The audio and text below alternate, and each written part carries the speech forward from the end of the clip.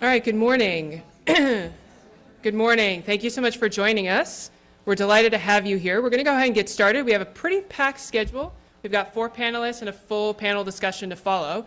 We also want to make sure we have time for Q&A. So let's jump into things. Like I said, thank you so much for joining us. This thematic track is focused on achieving universal, equitable, and safe wash access with a focus on water and sanitation and less so hygiene, but of course hygiene is incorporated into all of this work.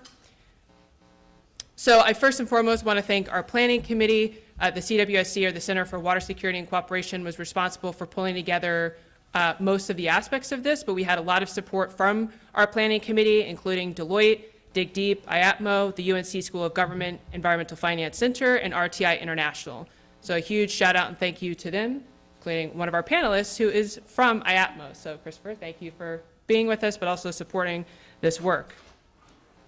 As part of this track, we actually have 2 different sessions, which will have 2 different topics of focus. So the first session will focus on defining the concept of equitable access. And when I give an introduction for that session, I'll talk a little bit more about why we're starting with that definition. And then the second will focus on solutions. So a lot of time we focus on the problems. How are we failing? What are we doing wrong? Where are the gaps and the shortcomings? But we wanted to make sure that we focused a significant portion of our presentation on the solutions aspect, because those are the kinds of things that you can take away and think about how can I adapt that in my own community. So we hope that you'll stick around for part 2 of the conversation, where we'll have 5 different panelists for that. So before I turn it over to our panel discussion or our panel presentations, I wanted to set the stage a little bit.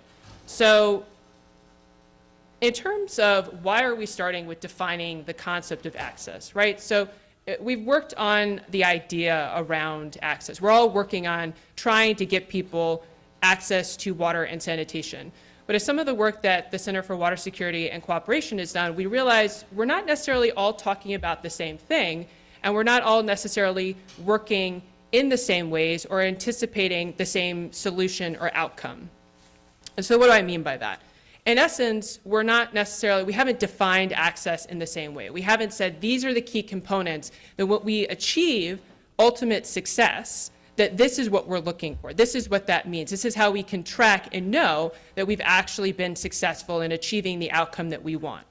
And so as part of some work that we did called the American Water Access Survey, we started with that definition. About 5 years ago, we took that time as an organization to define what access to water means. Now, I am not saying that this is the definition that everyone has ascribed to. We love for that to be the case. However, I wanted to give some sense as to why we started and dedicated part of this conversation to discussing what access means, and just set the floor or set the stage a little bit in terms of how at least we as an organization define access to water. Sorry. The definitions are covered. What's that? Oh, sorry. Let me move the... Yes, you probably don't need your view up there. Yeah, no, there's... You can already see enough of me. You probably move to your screen if you want. There we go. Okay. But we can see. So there will be a virtual speaker, which is why that's there. Okay. So in terms of definitions, we have a definition for access to water. And how we define an access to water is different than how we define access to sanitation. So defining access to water is having in-home, reliable availability of sufficient water to meet domestic needs safely. And then access to sanitation is having in-home availability of sanitation infrastructure to safely collect and transfer solid and liquid domestic waste to a treatment facility, or to safely collect and treat solid and liquid waste on site. Obviously, there's a lot to unpack there. I won't go through each component of that, but I will provide a sense as to the need that we had that overall definition, and we tried to break it down into 2 concepts, physical and economic access, with the idea being that there's one part of actually getting your services to somebody, and then there's this economic aspect of can they pay for it? Like, what happens if they can't pay for it? What does that mean for not just the person receiving the services, but the city, the state, or the federal government, if we're talking about the US. In other words, it's local and and national government. So what does that mean in terms of paying for those services and ensuring that people who can't pay actually still get access to these services? And we noticed, especially in the US context, that that was never really part of the conversation, at least when we started this work. Thankfully, it has become a more significant part of the conversation, but that had really been excluded from much of the conversation.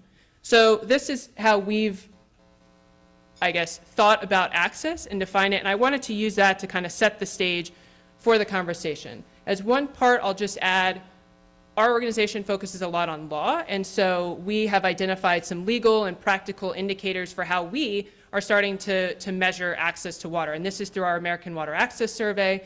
This is just a taste of some of those factors. And so, for example, whether or not the law allows for a water shutoff. We look at whether or not the law allows for that to happen, and if there's any kind of protections in place for citizens if they don't have the economic capacity or financial capacity to actually pay for their services.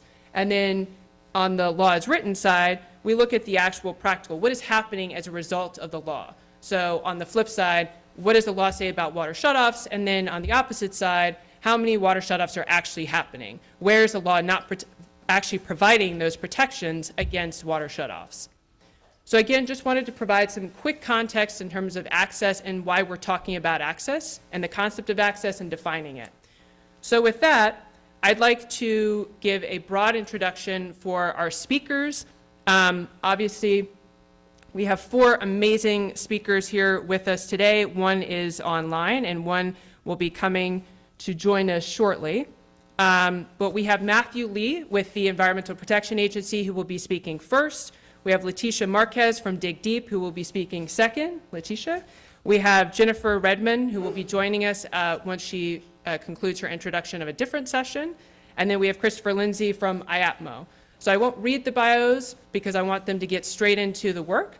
But on that note, I'm going to cue it up for Matthew, who's with us virtually, and hand over the microphone to him. So I can pull this back up. Yeah, thank you very much. I really appreciate the opportunity to be here and present EJ Screen to y'all. Again, I'm Matthew Lee. I'm in the Office of Environmental Justice and External Civil Rights at EPA headquarters, where I co-lead a tool called EJ Screen. Perfect timing. Thank you for bringing up the slides. Next slide, please. And EJ Screen is our nationally consistent web-based GIS tool for EJ screening and mapping. And the key words there are nationally consistent. We have coverage for the entire United States, including Alaska, Hawaii, Puerto Rico, and even some of our data sets for the other US territories. And what EJ Screen does is that it features and combines environmental and socioeconomic data to highlight areas where vulnerable populations may be disproportionately impacted by pollution or other burdens. And as I probably have to explain to nobody in this room or on this call, that gets at the crux of environmental justice, right? Your vulnerable populations, your poor, communities of color, linguistically isolated communities, communities on tribal lands, who we know face higher pollution burdens, or who we know have less access to clean and safe drinking water and sanitation. Next slide, please. And we primarily do that through the creation of 2 sets of indices.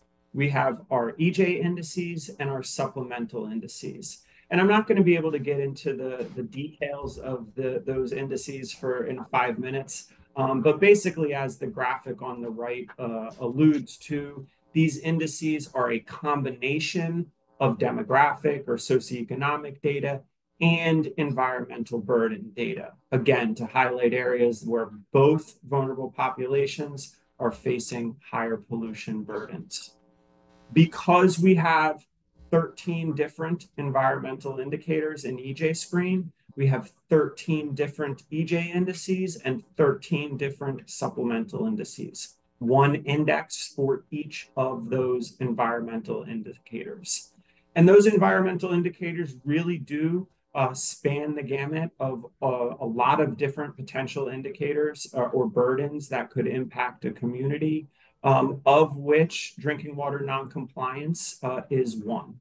And then we have several air indicators, proximity to EPA regulated facility indicators, etc.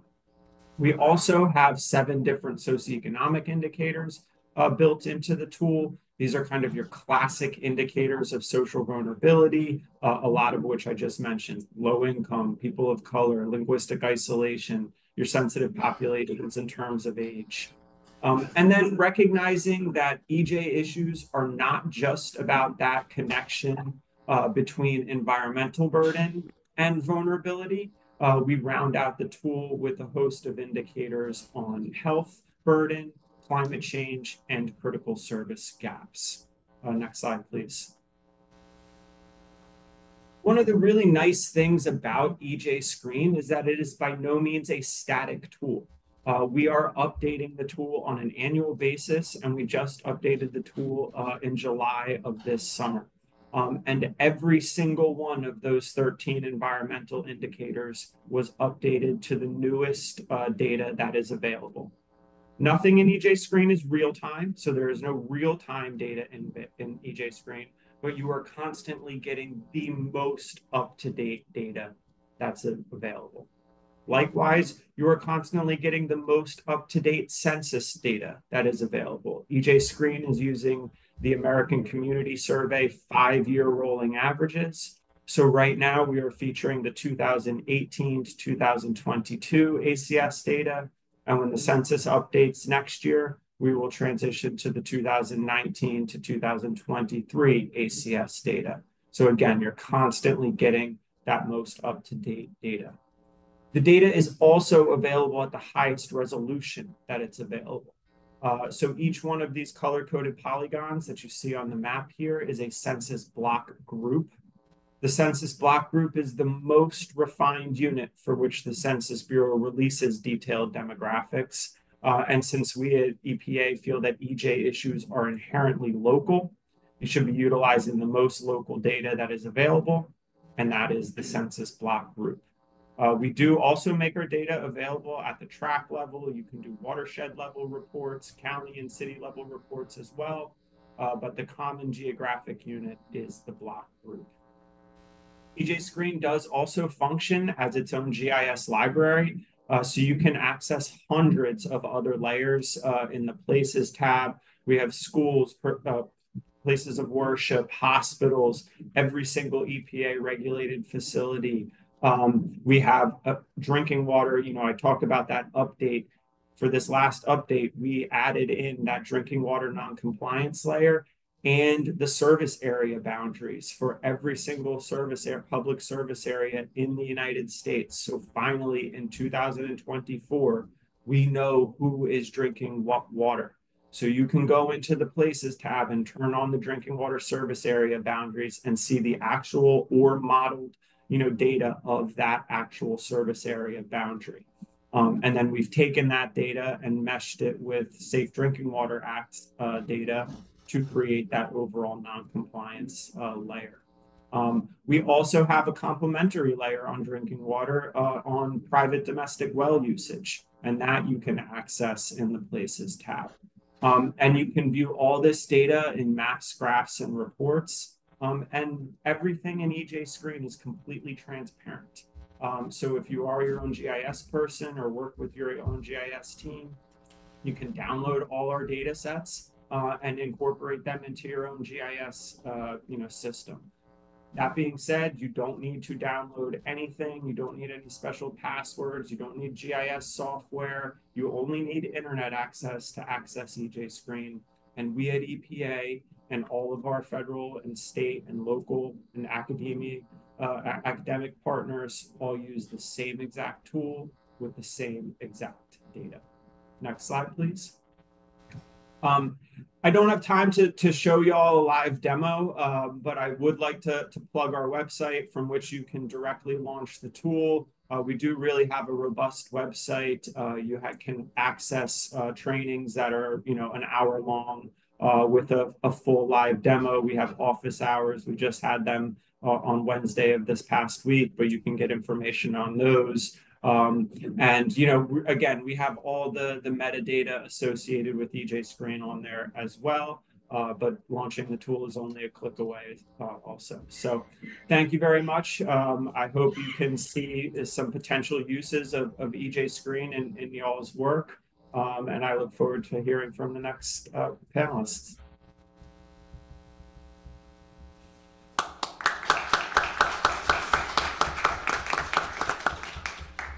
Matthew, thank you so much. So I just wanted to also highlight, so Matthew was talking about the data, and obviously is talking about the data and information aspect of the concept of access and the importance of that to actually tracking whether or not we are achieving access.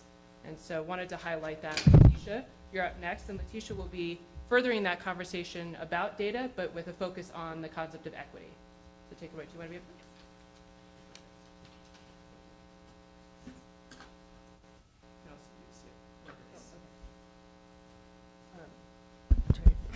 Thank you. Hi, my name is Leticia Marquez, and I'm a data coordinator for DIGDEEP's Navajo Water Project, and I will be discussing data equity.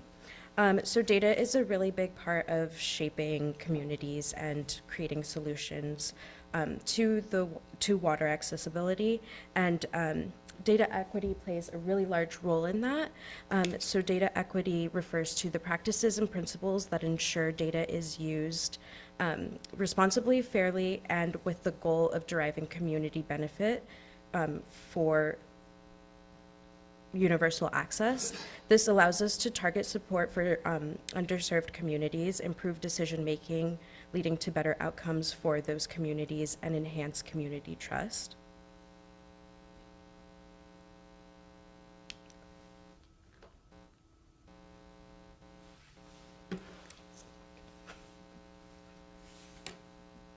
Okay. And this is especially important when addressing the water access gap. So in 2019, DIGDEEP released the Closing the Water Access Gap report that found over 2.2 million Americans lack access to basic plumbing, costing the U.S. approximately $8.58 billion each year. This is about $16,000 per household.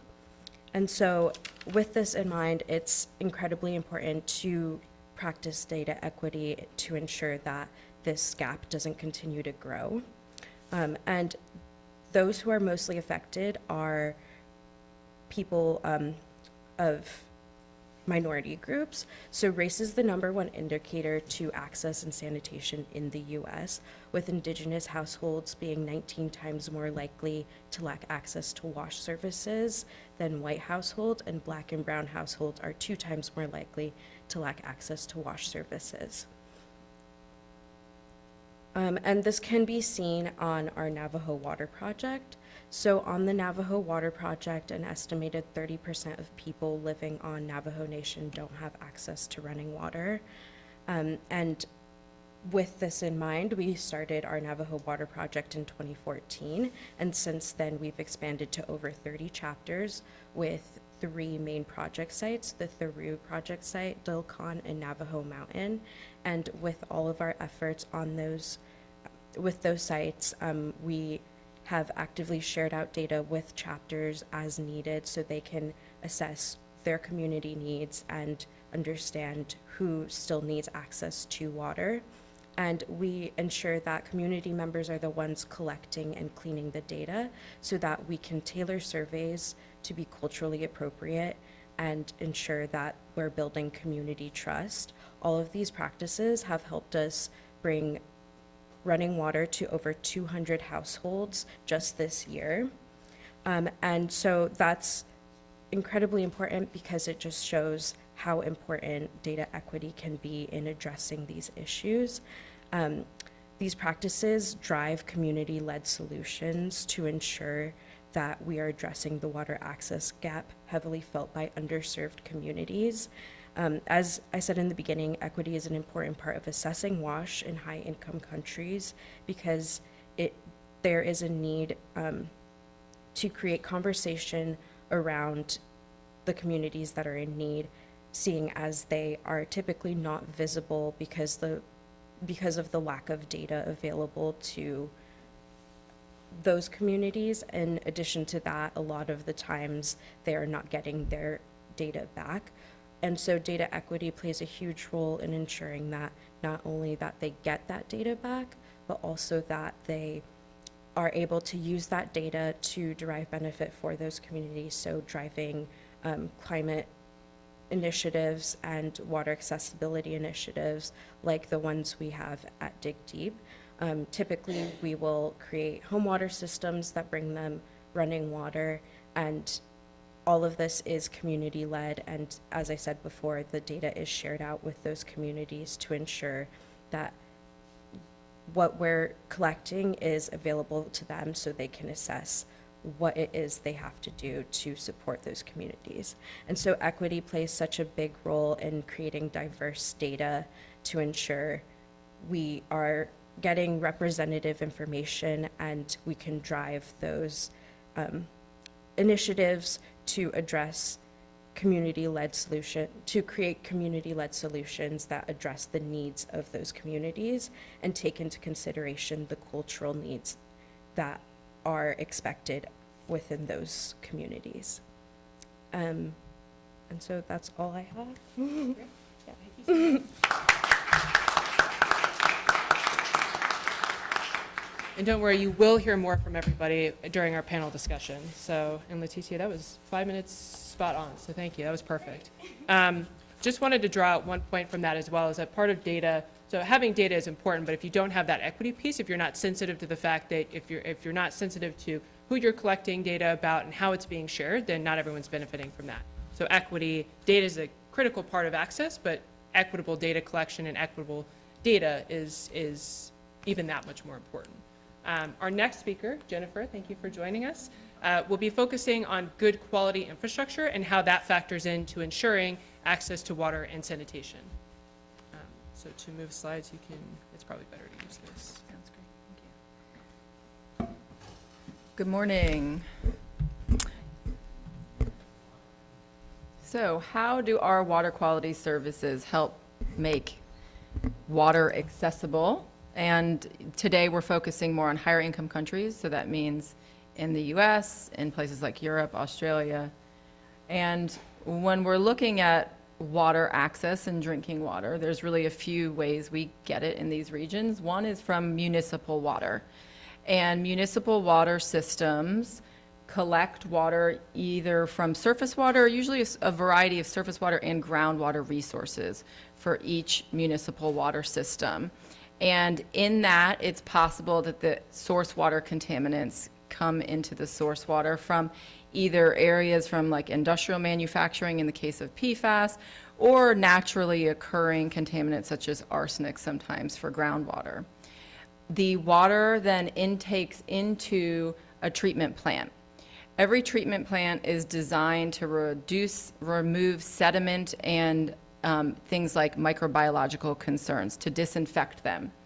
Increasingly, we are being required to, with additional regulations, use tertiary treatment to reduce things like PFAS, which don't get removed with traditional water treatment methods. At this point in the process, we can also introduce disinfection byproducts actually into the water system, and that includes things like chloroform or aluminum from coagulation. The water then goes to the distribution system. The municipal system is required to keep the integrity of the distribution system good up to the property line. So considerations in there include lead and copper from a chemical perspective. And then when it gets to the household's responsible for fixtures, for the plumbing within the household, and solder. And so talk about lead-free fixtures is a key aspect here. The other way that people get water is from well water. And the prior graphic, if you're a well water user, it applies to you. You're your own water treatment engineer, basically. So private well users are required to test, treat, and maintain their own well water. They get it from groundwater on site, and it's piped into the home. So there's those same sort of issues that you can get from source water contamination, and traditionally there's less ability to make changes on an individual household scale. Regulatory source water challenges include a variety of things, including the fact that there is no regulation for private wells. So private wells tend to be an area that we really need to help better support and are underserved and have less access to high quality drinking water. The fact that even within higher income countries, our standards vary. And even within those standards, there are violations that vary based on water system size. Smaller water systems in rural areas are more likely to have violations, and geographic locations. So geographic locations that have a history of more industrial manufacturing, for example, have more chemical contaminants. Additionally, we're required to describe what the water system is doing and what the contaminants are for regulated contaminants, but most people don't understand those reports. They're difficult to understand, they're difficult to access, and so there's a feeling of not knowing whether the water quality is good for a lot of people, and that drives people to feel like bottled water or other beverages like juices may actually be better for them, when in fact they may not be. And violations do only apply for primary standards. So those aesthetic standards, taste, odor, smell, don't actually apply even though they drive decision-making on whether to drink your own water. There's also a variety of water system treatment challenges for municipal water, and that includes removing emerging contaminants. PFAS is going to be a huge cost to municipal utilities, and that is why the EPA administrator in the prior plenary was talking about water utilities sometimes balking at this idea of doing it, and it's because it's very costly to install that tertiary treatment. It's also sometimes a balance between disinfecting the water and those disinfection byproducts, which aren't good to be drinking. And there's coagulation issues as well in smaller systems where if you're not testing at the tap, sometimes what's at the tap is more than you would want and more than is necessary in putting into the water treatment system. So in the United States, as an example, you can kind of see some of that over there. The last quarter of 2024, 159 million Americans were in a water system that had at least one violation out of 20 categories, 22 million from total coliform, 4.5 million from arsenic or other inorganics, 9 from organics, like not even PFAS, because this is just getting regulated, but other organics like volatile organic compounds like benzene and gasoline.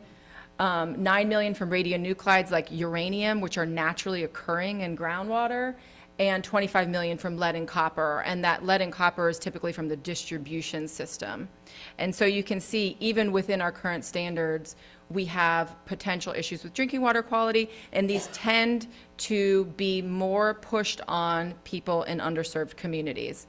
And then within that, we have tons of water infrastructure updates and improvements that are starting to be made, which is fantastic, but it's a huge feat, and it's a lot of pressure on water systems.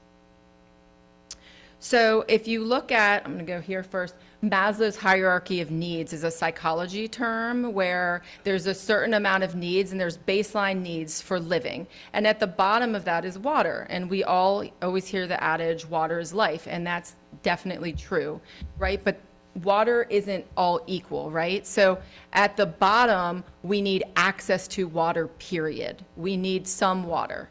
Then we need that water to not include microbiological contaminants that acutely make us ill. But we want to go beyond that, right? So from there, then there's regulated water contaminants. And we want to make sure that we address those with our municipal systems. We address them in a way that we don't have violations. We want to go beyond that, though. The aesthetic water quality concerns that actually drive people to decide whether or not they want to drink their water, we want to address those to make sure that the water is perceived to be of good quality. It's clear, it doesn't have an odor, that sort of thing. Then we want to go another step further and address emerging water quality contaminants. We're just starting to tackle PFAS from a regulatory perspective. And then the unknown. What's the next PFAS? How do we make sure that our water quality maintains well now and into the future? And so when you look at this based on access, we start from the left-hand side, who's most vulnerable, and those are people that lack all water quality access, all the way to the right side, the least vulnerable, and that's larger municipal systems. But despite that, everybody in between has issues that we have to address with water access and making sure we elevate our drinking water quality over time. And that's it. Thank you. All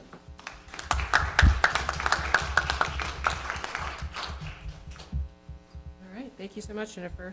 And our last panelist speaking will be Christopher. Thank you. Last but not least, right? Good morning. So my name is Christopher Lindsay. You may not be aware, Lindsay is a Scottish name, and there's a famous legend in the family of two Scottish brothers that were on the Lord Nelson's ship before the Battle of Trafalgar. When, you know, Lord Nelson gave the famous speech, you know, England expects every man to do his duty. And, you know, the younger brother turned to the older one and said, you know, hey, why didn't he address the Scots in this? And the older brother, you know, responds, well, because the Scots don't need to be told. And I feel a little bit like that talking to this audience. You know, if you're here at this conference, you understand how important, you know, water is to health and to every aspect of our lives. And you probably have a better, even clearer understanding in many of these communities of the WASH challenges.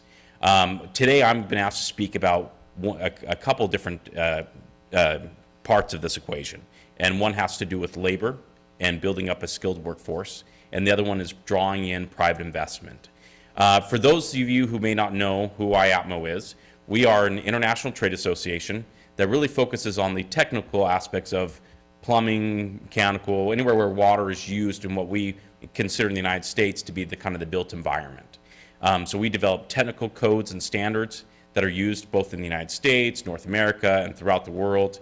We help to educate and train the workforce, actually establishing what does it mean to be a, you know, backflow technician or various aspects of the workforce. What does it mean to have those, what credentials would be required or skill sets, and then help to provide that training directly or working in partnerships with, you know, labor unions or non-labor unions or non-labor groups. And then the third part of what we do is we are a product testing and certification laboratory. So if you live here in the United States, we test and certify about, you know, 90+% of the U.S. plumbing market. So chances are all the plumbing fixtures and pipes and valves that are in this building have all been tested for flow rates and lead content and you know, material safety and performance, and they're done by third-party organizations, you know, like IAPMO. So because of this work, we touch all different aspects of the industry. We work with manufacturers, we work with labor groups, we work with regulators and government officials. And really our theory of change is that in order for WASH services in any community to be sustainable, there really has to ultimately be a strong local industry to support that. And so we as an organization really focus in on what are the aspects to grow local industry so that it can, in time, be able to support that completely. If you're looking at the slide here, you know, obviously we're focused in on high-income countries in today's conversation. And I really want to draw in that we have a challenge here in the United States that's impacting many of the communities, you know, in which we work. And that is really we have a shortage of skilled workers when it comes to working in water and sanitation. And this is something, and in the construction trades as a whole. And this is something that continues to bear out, you know, in, I guess, like I said, it's only exacerbated in many of the communities which we are working to provide water and sanitation. And just to kind of highlight here this graph, you know, in 2025, you know, we are going to need to bring in an additional 500,000 people, new workers, on top of just normal hiring to meet the industry demand. So you can see there's been, you know, continual lag. The yellow line is the investment that's going to go into infrastructure, and the red line below is how many workers, you know, the shortage there, and how shy we are of the workers needed to meet those infrastructure needs. This is only you know, again, compounded by the fact that 1 in 5 construction workers are going to be retiring. You know, we have an aging workforce, and so, you know, as we look at this, is this a challenge in the communities we work? Absolutely. But is it also an opportunity? And, you know, we would obviously say yes. However, I think we're just beginning to scratch the surface. I'm going to highlight 2 small areas in my next slide, but we're just beginning to try and figure this out. And for us, it's not just about, even though we're a plumbing related organization, it's not just about the plumbing. When we go into these homes and, you know, are working to install a new water system or a new sanitation system, we find, we actually do a home survey, which includes looking at anything from the electrical work to, some of the carpentry, toilets falling through floors. It's never just one issue. So really, there's a whole host of opportunities, as we think about developing this workforce. So how are we beginning to tackle this? We've talked a little bit about a couple of these communities, and I just, today, and I just want to highlight some of these issues. So for those who may not be entirely aware. So Lowndes County, Alabama. It's characterized by, rural, low-income communities. About 80% of the homes in these communities have no connections to centralized sewer systems. So that means they're entirely on their own septic or decentralized systems. Now, the cost of buying, repairing, maintaining these systems, particularly with the soil that is, found in these communities, which makes it so that traditional systems don't work. And so you usually have to invest in even more advanced systems or mound systems in order to have these systems work. It's beyond the cost of many households. So the reality is that more than a third of the homes in these communities have raw sewage being straight piped, directly out into their backyard. And so we've been part of a cohort that's been led by stakeholders in Alabama, that's been brought in industry, it's brought in labor groups to help solve this. One aspect that one element, for early on we decided, hey, we need to begin to address this workforce. We have trouble even getting in technicians or plumbers out to these communities to do these installations or to make these plumbing repairs. And so one aspect that we've started doing is just introducing high school students to to the work, and actually we've trained them so that they come in and they do the surveys for us. So they go into the home now. They can test and see what are the conditions of faucets, what are the basic conditions of the plumbing systems in the home, and then from those surveys, our teams are able to establish kind of the worksheets that need to get done, so that on day of the day of delivery, it's all based on those high school students work. And that's, for us, it's an aspect of introducing these high school students to the trades. It's a small effort, but it's something that most of us could do in our WASH projects of starting to think about that workforce element. And we're excited to continue to grow that. There's a lot of appetite, particularly from the industry, to work on the skills development in these communities. So we see this as just step one, a very introductory step. Another community we're working on that's a little bit further advanced is in the Navajo Nation. I think Leticia did a great job of explaining that more than a third of the homes lack basic access to water and sanitation and plumbing. And we recognize, on the workforce side, 36% of the adult population aged 25 or older have the educational equivalent of just a high school diploma. So an additional 27% even have less education than that. So we're dealing with a population that really isn't has missed many of the educational opportunities that most of us take for granted. So that means the total is 63% of the adults have no education beyond the high school level, and this translates obviously economically because the average annual per capita income is about just under $10,000, and so these are households that really don't have the resources to do a lot of to install new water and sanitation systems. And so we're grateful for organizations like DIGDEEP, who are really invested in these communities, and we're proud to partner with them.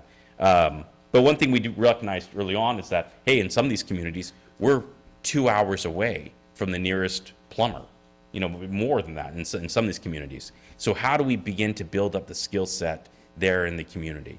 So we have one wonderful partnership that we started with Navajo Technical University, where we said, even though we can't go through a full apprenticeship program, turn out master or journeyman plumbers, maybe that we can at least introduce them to the basic skill sets so that we can raise the quality of work that's being done here on the reservation, but then also provide them a pathway for future employment. And so that's what this program is largely focused on. We've worked with industry, manufacturers got involved, labor groups got involved. We actually built out wet labs and classrooms, and so the students of the university can come and actually get hands-on training with the products. They can actually put with their instructors, put the system together. They know how to install, design, repair it, to the basic levels. And we just actually, this past year, our first class graduated. The second class is now underway. We're excited to continue and grow this effort. And we find that this is something that could be replicated in like at the community, college level or with other community institutions, across the United States. And so we're excited to continue to do this. One interesting feature about this is that because of our work with, labor groups, these students, have also created kind of a pathway where they can start an apprenticeship program at a kind of an advanced level because they've already have the basic level of training. So again, we're excited to grow that effort. But it's a huge problem that we face in the United States, and we're excited for efforts that's been made in this community to begin to coalesce all the organizations that touch and work on WASH in the United States, like the Vessel Collective. If you're not familiar with that, we encourage you to get involved. And you can see, in some extent, we are even a little bit further behind than for those of you who work internationally. There's lessons that we can learn, at least on the workforce side, about circuit ridership. Why aren't we doing more of that in the United States? And particularly as we work with some of these underserved communities, there's lessons that we can learn from that international context as well. So with that, I'll turn it over to you. Sorry I've taken too much time, but I appreciate your patience with me.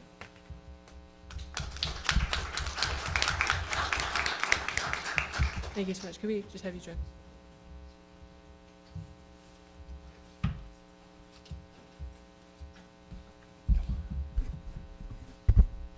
Great. Thank you so much to our panelists for their rapid fire presentations. So we've touched on a few themes so far. We've touched on data and information. We've touched on the topic of equity. We've touched on good quality infrastructure and services. And we've also touched on the importance of workforce and skills development.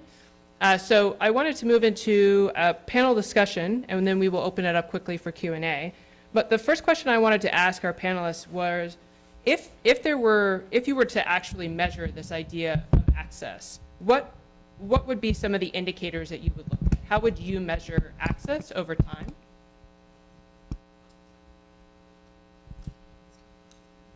You've got the mic. Yeah. Hello.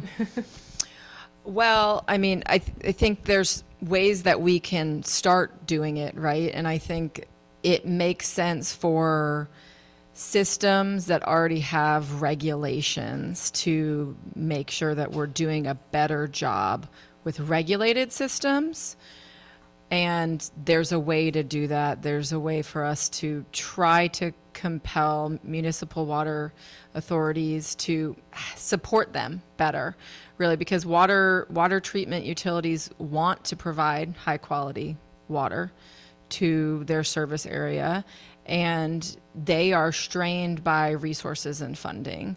And so we need to better support water utilities. We need to allow communities to have more of a say and more communication and back and forth with that support.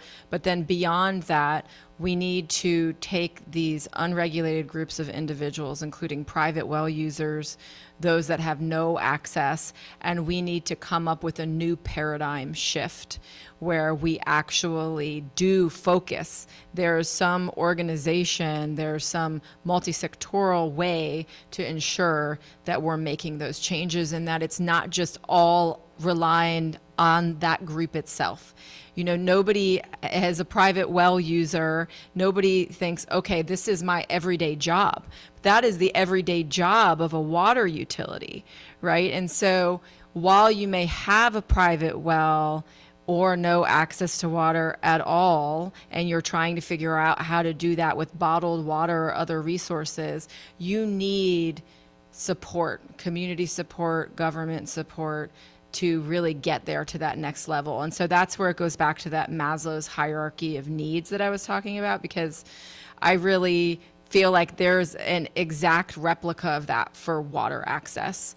And we always talk about water being life, water being required, but what good quality water means for one person isn't what it means for another person. And we need to elevate the conversation to make sure that we have that level of water quality for everybody, that we're not saying for this person it's just okay to have any water, but then for these people that live in larger cities, we need to make sure it's free of these additional things.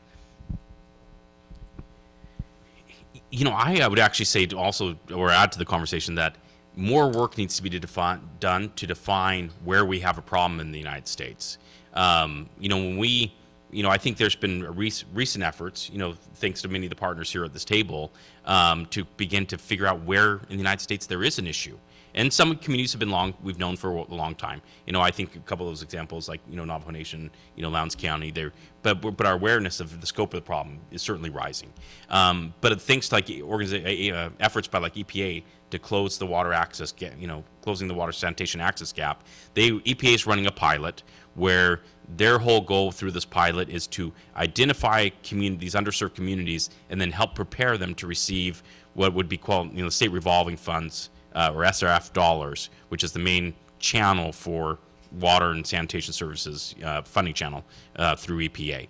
And there's a lot of steps communities have to do. And for many underserved communities, these steps are out of reach.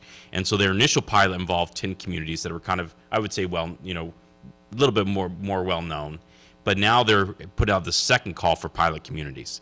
And I think the communities that are coming out of there, several of them I've never even heard of. I mean, it's like we're continuing to find new communities that have never had water and sanitation access. So I think the first step for us in the United States is really getting a good grasp of how big the problem is.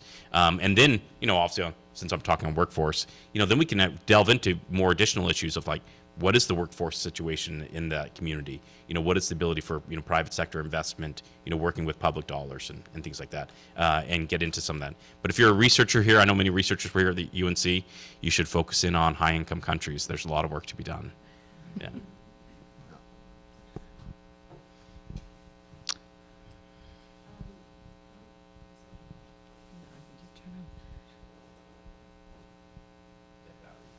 Oh, here you go. Yeah, and so to add to that, I think there needs to be more involvement with data. There's a huge lack of WASH access data in the US. We see those gaps everywhere.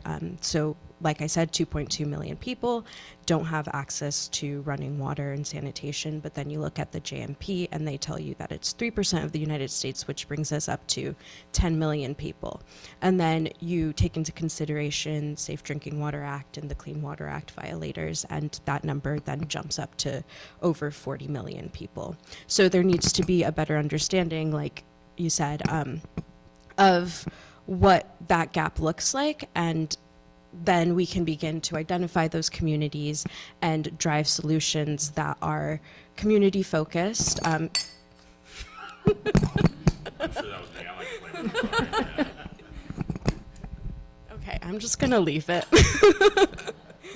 But yeah, so we really have to focus in on the communities as well, because no one solution fits every single community. The needs are different within each community, and the work we do with DIGDEEP definitely shows that.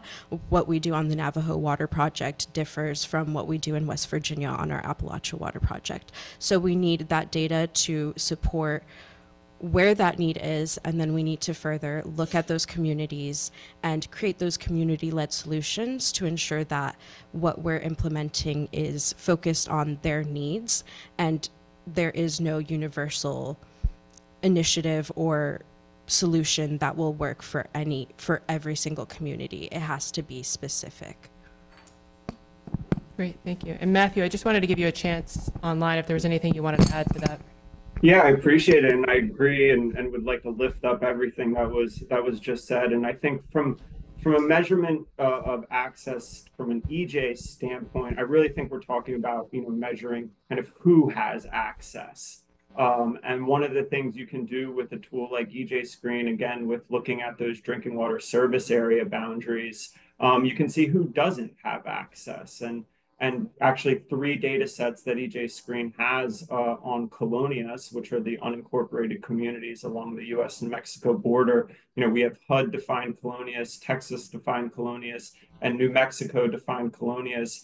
And you can use those drinking water service area boundaries to see the colonias that directly abut, right, those service area boundaries, but aren't included within those. When you start talking about access or lack of access, you can really start visualizing those in what I've heard termed invisible communities, right, in EJ Screen, and now their lack of access as well. So we're starting to get there, with some of the data and visualizing that data.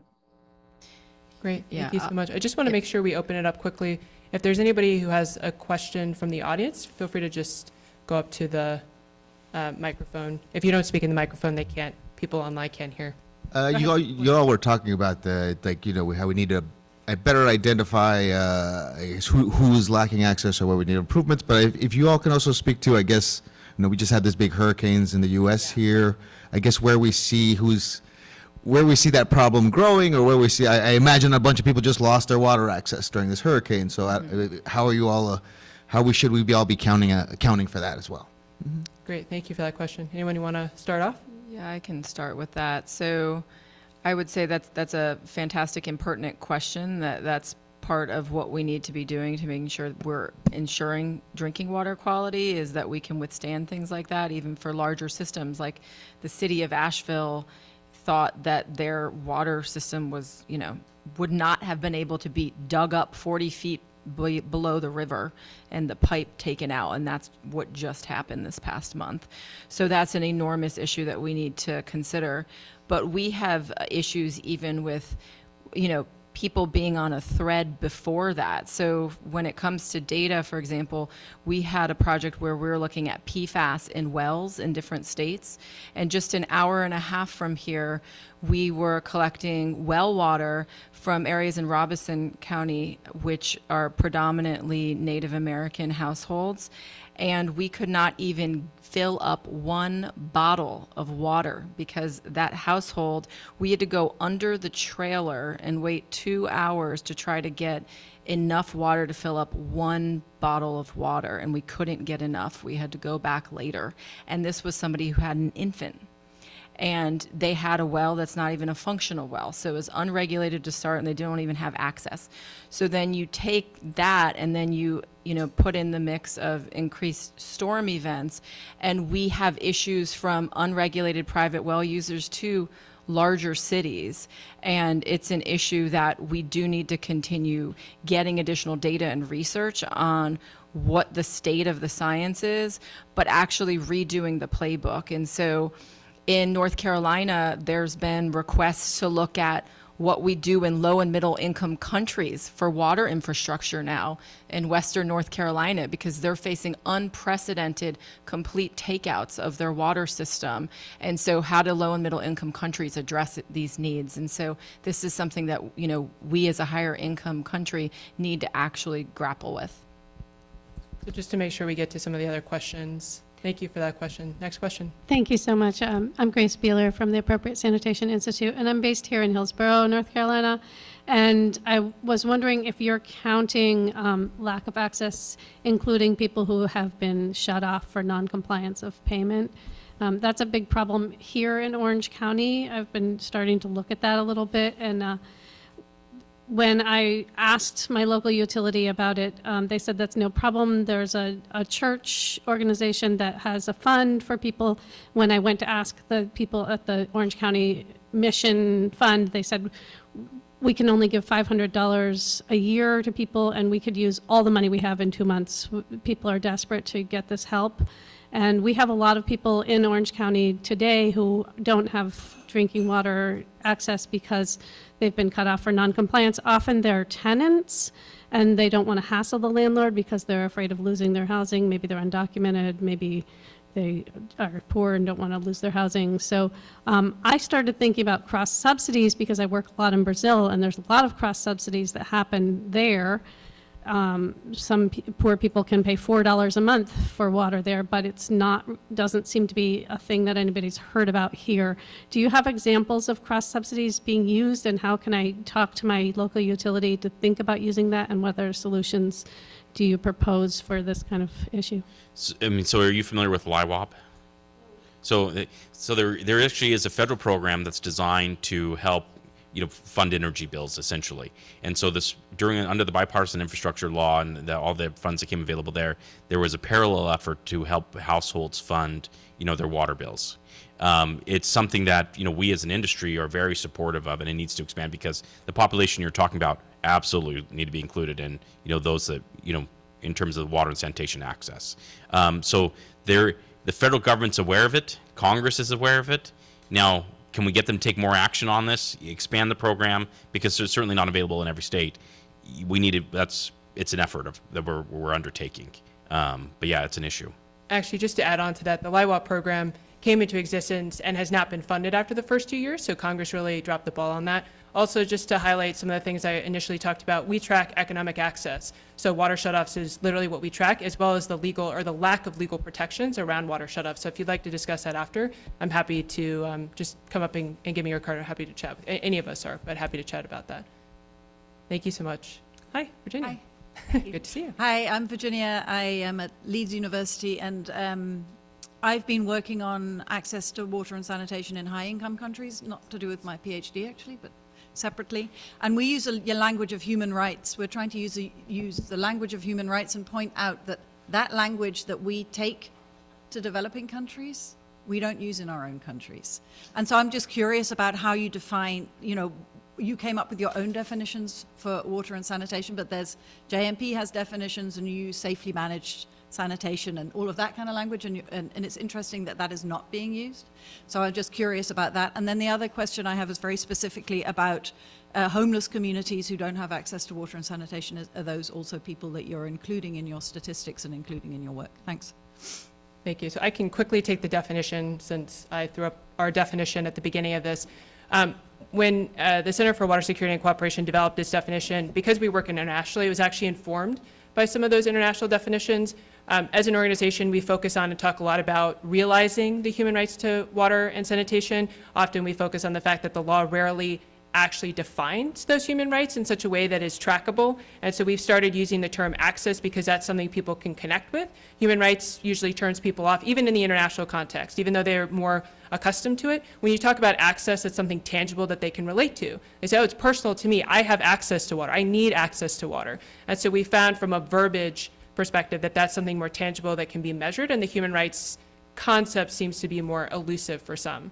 So there's a lot to unpack there, but I'll just give that quick question. As to the second part, Yeah, I'll just quickly say the unhoused absolutely are included. The WASH community in the United States is still in its development phase, right? We're not as mature as like the international community. One of those efforts was the Water Access Innovation Cohort that DIGDEEP hosted that began to bring together representatives from communities to outline the problems. One of those communities worked on unhoused populations in California. So it's included in the mix. Do we have answers?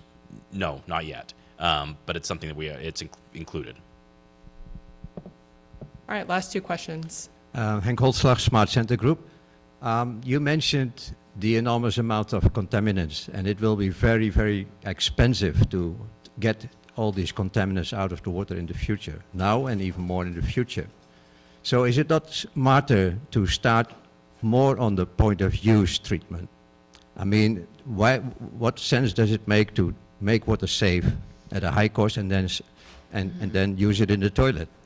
So, and there is for bacteria, there is good solutions. For the other contaminants, I mean, there's a challenge. But my point is, should we not focus much more on the point of use treatment, and should that not become also government policy? Thank you. That's a great question, and it's much easier. 30 seconds. Yeah, it's much easier to focus on point of use treatment. It comes down to equity. It's the people that can pay for point of use treatment because they're not getting money to do so. So you leave it back to underserved communities who are drinking that contaminated water. And that's the issue and why we need to treat at the municipal level. But that could be solved with subsidies. You can subsidize the point of use Theoretically. for the poor. And so some of that is happening. Dick Durbin and Tammy Duckworth just in a letter saying, hey, Medicare providers, insurance providers in Illinois should be preemptively sending out filters and drinking water test kits. There's legislation in the United States that would provide water filtration technologies to low-income households, healthy H2O. I expect that to be included in the Farm Bill whenever that passes. And then the third piece is water filtration technologies are included in the EPA lead and copper rule, which we're very excited about because they play a very important role. I'm sorry, for the fairness of this session, I do need to close it out. If you do have a question, please feel free to come forward. If any of you have questions, this PowerPoint slide, these slides will be available. So all of our email addresses are on that, and we encourage you to reach out. But thank you so much for joining us, and we hope you'll stay for the second part of this. Thank you so much.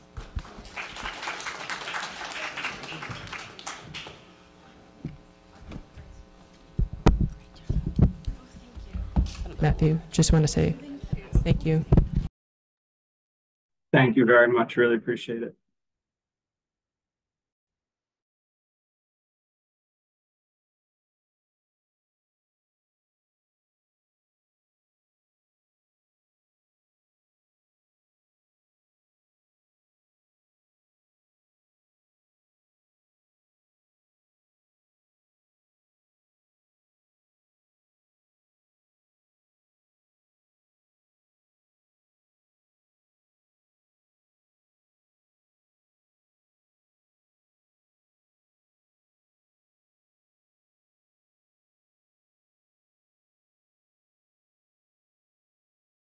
Oh, no, I just, if that matters to you. Yeah.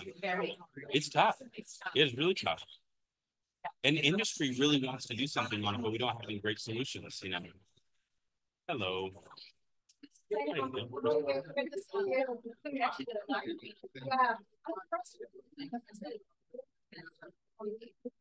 You at the bed. Yeah, I was gonna take. But I actually have no right now. I know that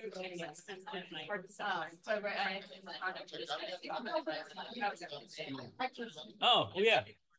Okay, okay. Yeah.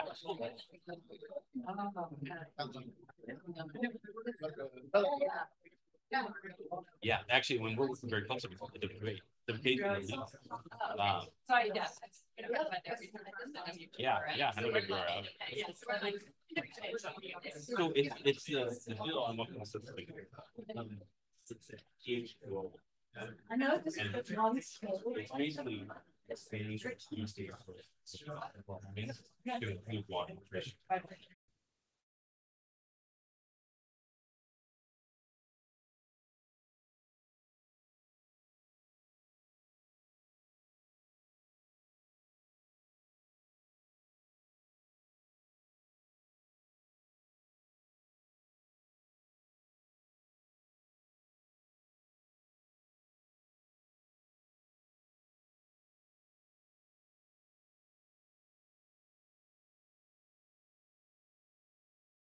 How about you? I'm with Throne. We do essentially public restrooms. Present on it. No, we're for-profit companies. So we design smart restrooms that we then kind of deploy in cities that it's like a subscription model in a way. So rather than the city having to spend money on the infrastructure to build bathrooms, we can provide ours and all the cleaning, all the maintenance. Yeah.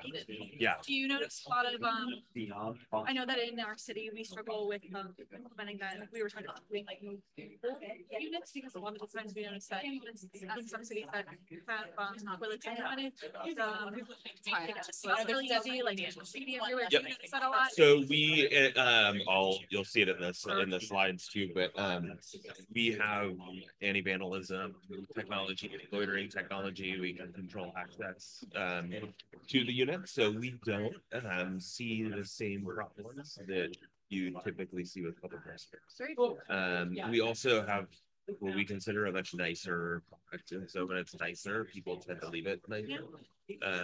So, but we do get graffiti on the outside, but we have anti-graffiti coating that wipes right off, or things like that. So we've very intentionally worked on the design to make it, like on the inside is like this funky leafy print, and so like graffiti doesn't really show up on it. So people don't really mess with it. That's awesome. Yeah. So I love it. and we get real-time data and user feedback. So we can plan the cleanings around usages and those types of things rather than it scheduled cleaning. Like water bottles. No, currently no. We're a contained unit, so water is scarce because we have to bring it in, and then also more expensive to have We have our or drinking quality. Yeah. So I don't know what but we're fully self-contained so that we don't need the water and sewer. Would you foresee like if there was like a local policy where people like lower the like how much it would cost for water usage? Would you like ever would you foresee that like your company would expand to giving people potable water? Potentially, yeah, yeah. I mean, we do have on in-unit filtering for the water that's See, out of what's the up? tanks for hand washing and everything, anyways. Yeah. So I think it's possible. Yeah. Cool. Yeah. Awesome. I'm good. I'm surviving. Yeah. Okay. Yeah. That's my there, I think. No problem. These. No problem. We I'm can good. manage. Yeah. Getting through. Happier than I was. So. Hey, how's it going? How are you? Good. I'm Abby. Nice to meet you. Hi, everybody. I'm Luke. I'll be your guide today. Asking tough questions, being the meeting to interviewer. You all have your presentations, Yeah. so you can do them from up there if you like, or if you want. Would you prefer to do them up there or from here, and I can just press the button? That way. Probably up there, at least for me. Okay. Yeah, that's fine. I mean, I guess, yeah. Is there any way you could take a picture? I'll ask You Alex. can also have Laura take some pictures. Oh, okay. Yeah. Yeah. Just if you already want them. I need to be able to show this. Yeah. Laura, can you be a photographer a few times for everyone? Okay, thank you. So I hope we can get to the questions very quickly, so that we can, and hopefully there'll be some questions from the audience as well. I'll try to be as brief as possible. I'll give you a 1 minute warning. So, I don't, I know the box for our virtual speaker is going to be covering some of whatever your slides say, so just, if you want to just say, if there's something covered you really want to hit, just make sure to hit the slide, because as you probably saw, this airless on the keyboard. Yeah, there's a laptop. Yeah, I just think that, but I'll wash my clothes and then go out here. So had to make it. Good to see you.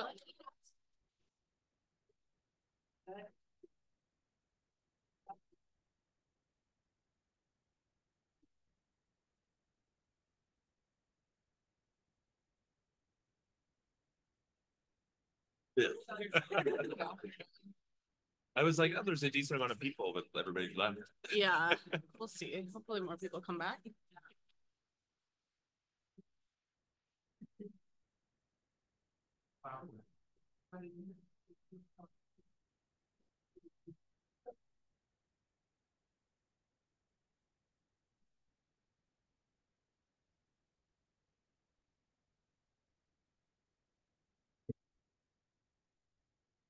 All right. Good morning. It's wonderful to see you all. Thank you for coming or staying for the second half. My name is Luke Wilson. I'm the Deputy Director for the Center for Water Security and Cooperation.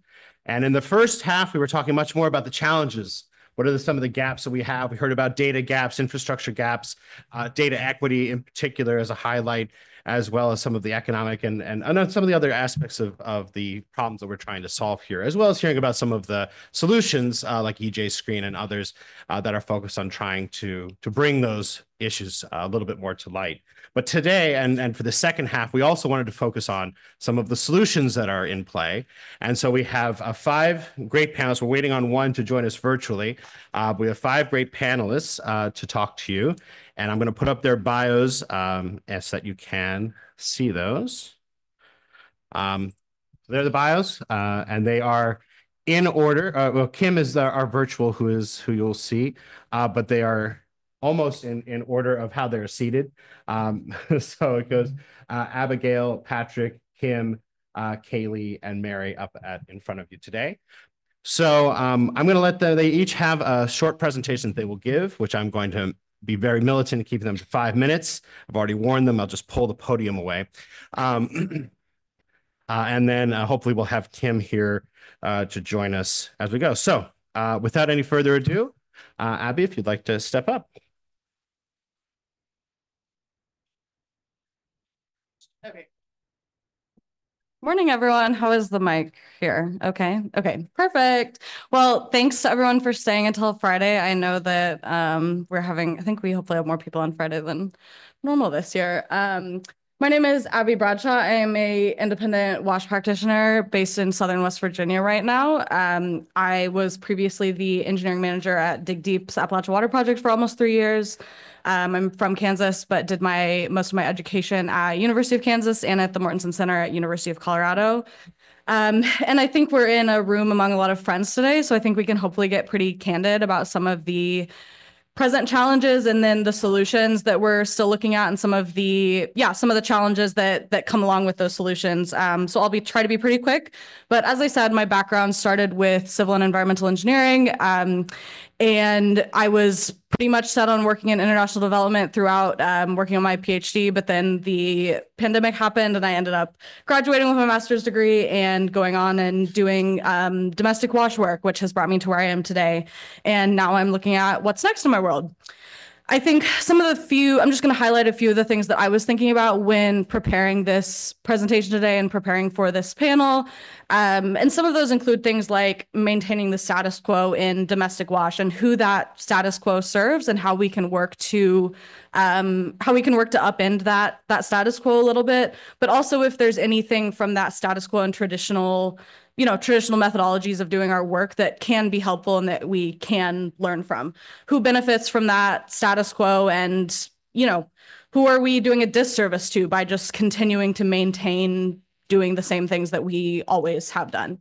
I think when we look at this work, we have to really be able to be self-critical sometimes and think about what we have learned from international development work as well. I always like to think secondly about doing no harm. That's one thing that's been on my mind a lot lately. When we look at the work we're doing, are we just simply doing work to spend down our grant dollars, to just to get a grant to say that we've done it, or are we actually doing our work to make sure that we're helping communities? And how do we hold ourselves accountable really critically at times in what can be really difficult conversations to make sure that we are being responsible in the work that we're doing and actually serving our communities?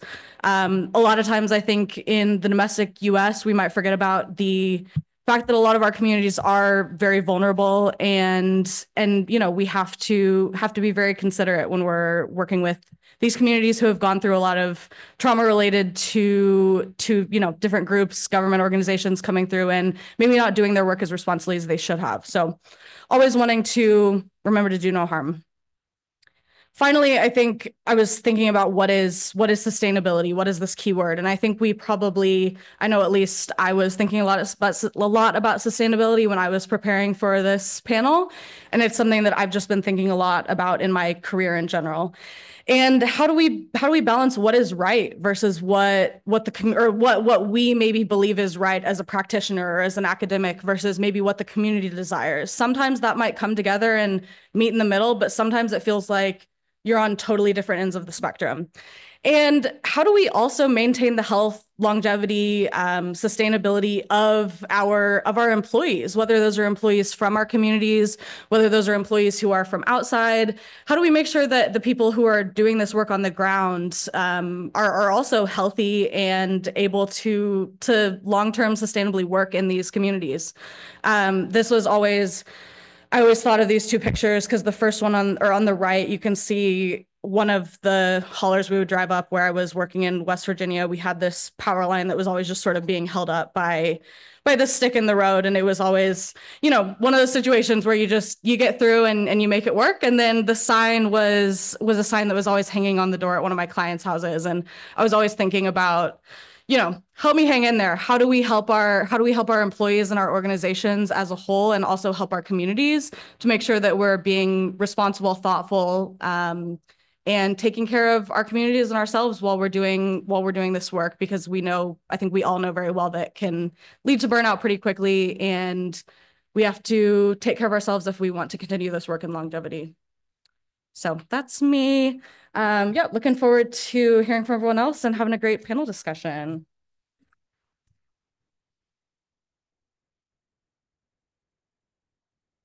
Thank you, Patrick.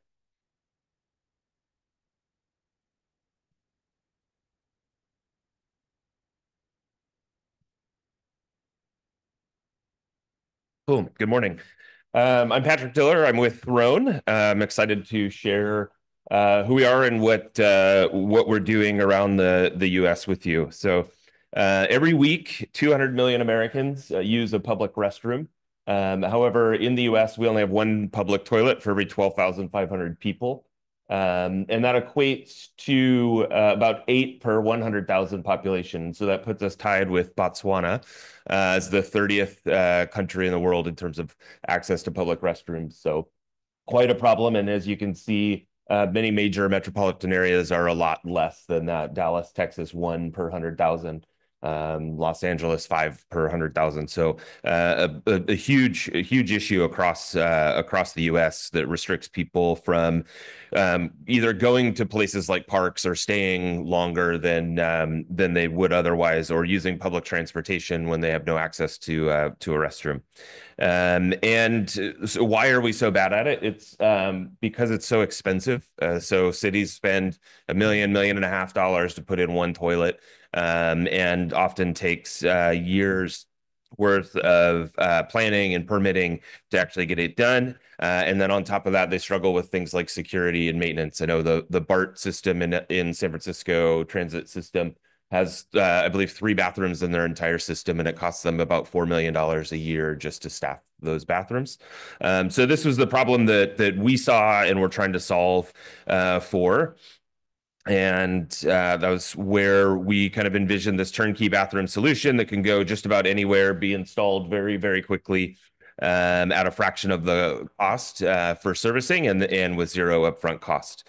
And so we aim to raise the bar for restrooms and empower cities and others to rapidly increase bathroom access through our data-driven, inclusive, smart restroom infrastructure. So our units use a sleek and functional design, very purposefully built with a flushing toilet running water. Everything's touchless. We currently have 21 onboard sensors that give us real-time data around usage, cleanliness, security issues, things that the behavior of the units and user behavior that help drive our operations. We also have tech-enabled accountability. So if people misuse the restroom, we are able to shut off their access and they won't be able to use it again. And we offer multiple ways for people to gain access, either through a smartphone, a dumb phone, or a tap card system for folks that don't have phone access.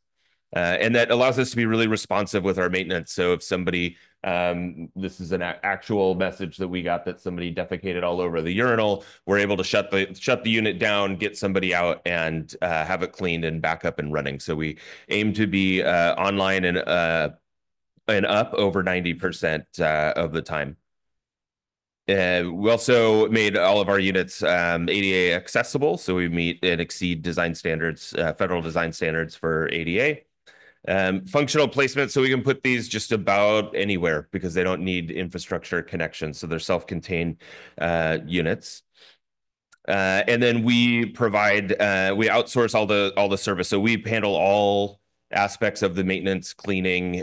We use a gig workforce for cleaning that allows us to respond and have cleaned more frequently than if we were to just have a regularly scheduled maintenance person or cleaning person on it. And it allows us to be very responsive when the units need to be cleaned.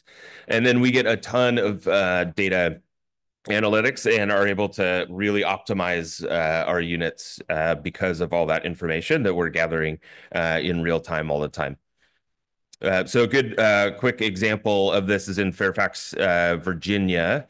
The mayor actually ran on a promise to provide more bathrooms, but they didn't have a budget for it. And one of the placements was at their homeless service center, where they wanted people to be able to access the restroom after the service center closed at 3 p.m. And so we placed the unit there, and we learned that when the service center's closed, there actually is nobody there that hangs out there to use the restroom anyway. So we have an average of 3 uses per day. So we moved it to a local park where there's a Little League field, and we're able to service that. And so we went from 3 uses a day to an average of 45 and you can see spikes as high as 120, 122 uses per day. So better serving the community. And then lots of feedback directly from users, either through our app or through text messaging. But really positive experiences with the restrooms there, which leads to a happy community, happy council, and a lot of value for the money. So, and Lily does not have to go home to go to the bathroom anymore. So, I think that was the end of it. Yeah, perfect. Thank you.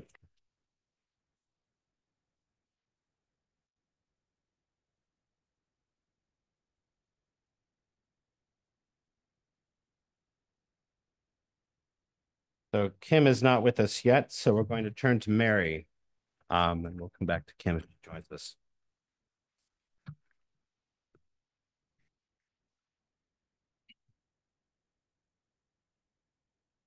Hi, everyone. Excuse me. I'm Mary Cromer. I'm Deputy Director of Appalachian Citizens Law Center, which is a small nonprofit law office in Eastern Kentucky. And I'm here to talk about some strategies that we have used in our work in Martin County, Kentucky. I use strategies rather than solutions because this is a long battle. We've been representing Martin County concerned citizens for 7 years, and we anticipate it's going to go on for a lot longer. Martin County, Kentucky is a poor county in Eastern Kentucky that has a badly dilapidated water system. And when I say badly dilapidated, I mean that after 5 years of pretty consistent work, it's still at 65 to 70% water loss every month. So the system was near failure and is still in danger of failing. I need to figure this out. Yeah, I got it. So to address the problem that has been really long in the making, the strategies have to come from the community. And this is a picture of a Martin County Concerned Citizens meeting. The citizens there have a group and they're very involved in trying to right the ship and make their water system functional. There are 3 really important points that we have learned in our work with Martin County. The first is it's important to listen to how the community defines their concerns and what strategies they're offering. The second, that it's important to empower community leaders to implement their own strategies. And the third, it's important to connect community members to those outside who can bring additional resources to help with the problems there. So in our listening, with the first problem that came to the fore in the first Martin County Concerned Citizens meetings was disinfection byproducts. The system had been out of compliance for years, and customers had been regularly getting notices about the public health effects of long-term exposure to disinfection byproducts. So they were very concerned about that. As a lawyer, we started talking to them about Safe Drinking Water Act citizen suits. There was definitely a possibility there. But after discussing it with this community, we realized that it wasn't advisable. The community realized it wasn't advisable because this was their public water system, and what would suing that water district help, really? So rather than focus on litigation, we helped the community elevate the disinfection byproducts problems mainly through the press. And the elevation of the issue brought about some engineering solutions, and the system was brought into compliance pretty quickly on that part of the Safe Drinking Water Act. At the same time, we connected the community members with scientists at the University of Kentucky who developed a 5-year disinfection byproduct study using citizen science protocols. The study is ongoing. It's funded by NIEHS. I have a hard time saying that. And the hope is the study will identify long-term engineering solutions to what has turned out to be an ongoing disinfection byproducts issue. But the one big important point in this is the fact that it is a citizen science study has been really critical to that, because that has meant that those community members that are taking part in the study feel that they're taking part in a solution to the problem. So that's been really important with the organizing efforts in the community. The second big problem is affordability. So soon after Martin County Concerned Citizens began really scrutinizing and asking questions about the state of the water system, the Water Board voted to drastically increase water rates. They saw there were a lot of problems that needed to be addressed and rates were going to have to go up. That led us to address to start focusing on the really sticky problem of how you rebuild a dilapidated system in a county where water is already unaffordable for many. And there's really no easy solution to that. The system needs money to rebuild, and that money cannot come from the customers. The problem is just too vast. So, and I just want to stress here, even if we're looking at the most equitable and the most progressive of rate structures, this is a county where there just aren't enough high-income customers and there aren't enough commercial customers to spread the cost to. So money has to come from somewhere else. There's not enough money in the system to pay for what needs to be rebuilt. And that is just a fact. So our strategy has been to study the problem and issue reports. This is our first report we did on Martin County specifically. We did this back in 2019 and 2023. We released a report on water affordability in Kentucky generally. And so we've been using those reports to draw attention to the issue, especially at the state level. And then we're also partnering with allies at the state and federal level on a number of measures to address water unaffordability. And I can't talk about this without talking about trust. Where you have a system that has been so badly mismanaged for so many years, the community not only doesn't trust that the water is safe to drink, this is a community where almost everyone buys their water because they don't trust the water is safe. They also don't trust the people who are in charge. So one way we've been trying to work on addressing this issue of distrust is we've been able to get community leaders on the water board. So the Martin County Concerned Citizens Chair is now a member of the water board. So she's been able to, at those monthly water board meetings, raise the community's concerns at those meetings and have the community represented. So there's a system of accountability that's being built now. That's moving toward building trust, but we have a long way to go. And then finally, I'll just say one more thing, representation before the Public Service Commission. Over the past 7 years, we've represented Martin County Concerned Citizens in 3 matters before Kentucky's Public Service Commission. I am an attorney, but I want to say as a community lawyer, it's very important to understand and focus in on the whole network of solutions that are available. Litigation is only one tool in the toolkit. It is not the end-all be-all, so it's just one part of what is needed among the solutions to the problems in Martin County. And that's it. Thank you very much.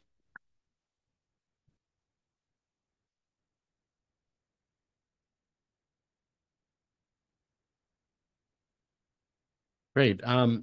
Kim is here, so I'm going to bring her up now. I'm going to bring her in. One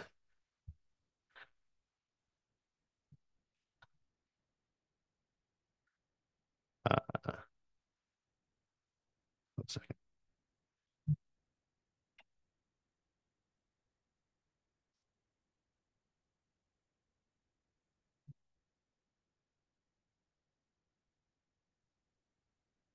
Okay. Kim, can you hear me? Yep, I can hear you just fine. All right. I have good news and bad news. The good news is you're in the session. The bad news is you're on right now. So I will move the slides for you. So feel free to just tell me next slide when you're ready. Great. And this is only going to be 5 minutes, so I'm happy to make this short and sweet. So hi, everyone. My name is Kim Worsham. I am the founder of a company called Flush. And Flush is basically a consulting company that helps water and sanitation professionals tell better stories with their data. So whether that means communications and marketing support, or that means helping with evaluations and making sense of what's happening in the work they're doing, that's what we are big on. So we've been working for a couple of years now with a worldwide network of associates, and we've been in a lot of different countries, working on a lot of different projects. And obviously we're US based. I'm based in California right now. So I've been really focusing on trying to figure out what the solutions are that we can provide in the US. And if you want to email me, feel free to email me. And if you want to go to our website, that's our website on the bottom right. Feel free to go to the next slide. So our solution is a little less conventional than everyone else's. We really focus on the stories, and why we do that is because we think that it's really a good solution in the US in particular, because people don't really know or care about the sanitation situation. They don't realize it's in their backyards. Sanitation challenges tend to be seen over there, wherever over there is, not in the US or not right in front of their faces. So we really use storytelling to get people to care, whether it's talking about the solutions that are happening in communities or the challenges such as for the unhoused, which is a very large issue, as we all know, in the US. And part of this is also just to help the US and people in the US understand their lived environment. We are not very literate when it comes to understanding water and sanitation in our lived environment. So we're trying to help break that and also give people the ability to understand, what they should be aware of, what they should be concerned about, and particularly for the unhoused who don't necessarily have a voice, giving them a voice to actually explain the situation and why it's a problem, not just for the unhoused, but for the entire community. And one of the things that we also want to do with our stories is just make sure people know what solutions are available for them to use, especially for the unhoused. There are a lot of different things that are happening in the US across different states and different cities, but they tend to be very hyper local. So there's the private, like Throne, who recently spoke, and then there's the community-led projects that happen that people don't necessarily know about or aware of, and we tend to find out about them because we're very scrappy and like to know who's doing what. So what I want to make sure I do before I close, and again, this is a short and sweet presentation, is I just want to present to you some of the solutions that do exist in a hyperlocal context. If you go to the next slide. So the next slide has only 4 different options. There's different kinds of solutions for the in-house that are happening, and I'll explain what each of those are. So the one on the left-hand side, Gotta Go NYC, is a scrappy TikTok, Instagram famous account that's really taken to New York City and gotten quite a lot of buzz about needing better access to public sanitation, especially for the unhoused, and what are the consequences. So the woman who runs it, Teddy, ends up getting a lot of stories from community members and the unhoused about some of the dignity challenges and health challenges they have because they don't have access to sanitation. So she's actually speaking with borough presidents in New York City and the mayor and governors of New York because of this. So she's gotten quite a lot of publicity. So really building out that knowledge for people in New York and giving a platform for people to advocate and pressure politicians to really improve the public sanitation system in New York City, which is complicated and an entirely different conversation. Love Beyond Walls is specifically in Atlanta, that is run by a really amazing guy over there named Dr. Terrence, and he's really trying to provide better hygiene opportunities for community members that are in the unhoused and trying to meet them where they're at. There's also the Portland Loo, which is a company that provides a solution for sanitation in public parks and whatever. So communities and cities can pay for some of these Portland loos, and they tend to be very accessible and very easy for the houseless to use. They're very simple. And then in San Francisco, where I live, there's also pit stops, which sometimes look like porta potties, and sometimes they look like more sophisticated toilets where people who are unhoused can have needle disposal. They can have if they have dogs, dog waste station as well, and there's a toilet and sink. There used to be one, I was really sad to share, called Lava May that existed as well, but that no longer, I think as of this year, they are closing their doors. They used to do a lot of really good work, including bringing hygiene to the houseless, which I know Love Beyond Walls also does by providing showers. So those are some local solutions I hope that you start being aware of for the unhoused, and also just telling those stories and making sure people are aware. And with that, thank you for listening.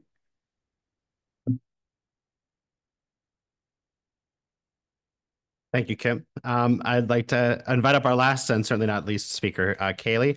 Just as a small plug, they are a member of the CWC's Water Utility Leadership Fellowship, working to advance access and affordability in Philadelphia. So that's just we're very fond of Kaylee. So please. Well, thank you so much for that amazing introduction. Hi, everybody. My name is Kaylee Murphy. I am from the City of Philadelphia. I am the Senior Policy Analyst for the Water Revenue Bureau. I kind of wanted to give you some solutions that we do at the city from a multi-pronged approach. But first, I wanted to talk about the key I guess, indicators and values that we have at the city, which is focusing on data, as well as focusing on policies that work in tandem with our data, as well as ensuring that we're working with our partners in the city to ensure that we're implementing these solutions correctly. We're getting that negative and positive feedback loops, and we're just working together to like figure out if the policy is working correctly, if we need to, scrap it, work it new, all that stuff.